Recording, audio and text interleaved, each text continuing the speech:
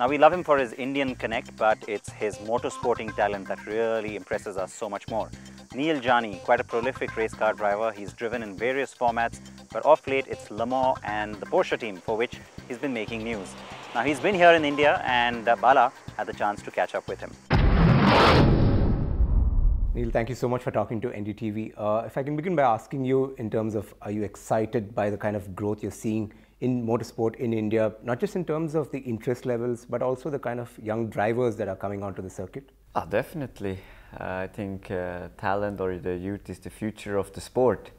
And the more they're coming, the better it is. And I think you have a great circuit with the boot circuit. You have the infrastructure there now, which is very helpful for a lot of young drivers.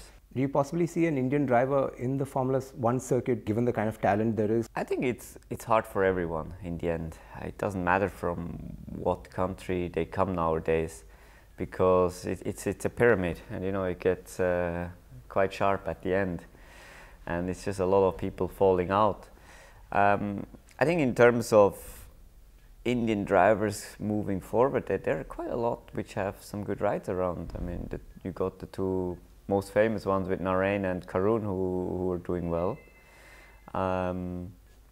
You got the younger ones like Aditya Patel doing well in GT, and there are more coming. So I think from that point of view, you got a good base there. Let's talk a bit about your experience in the endurance racing, the latest one that you're in right now. Is it tough, and what's been the biggest highlight? Has it been Le Mans? Very much happy with my progress, because I've started at the private team, Rebellion Racing, and obviously then I moved up, and the target is always to get into a factory team to be able to win races. Yeah. And I think now with Porsche I'm capable of doing so. And in endurance racing, if you look at qualifying, it's more prestigious. It's not so important on a 6 or 24 hours race where you exactly qualify, as long as you're up there. Sure. At the sharp end.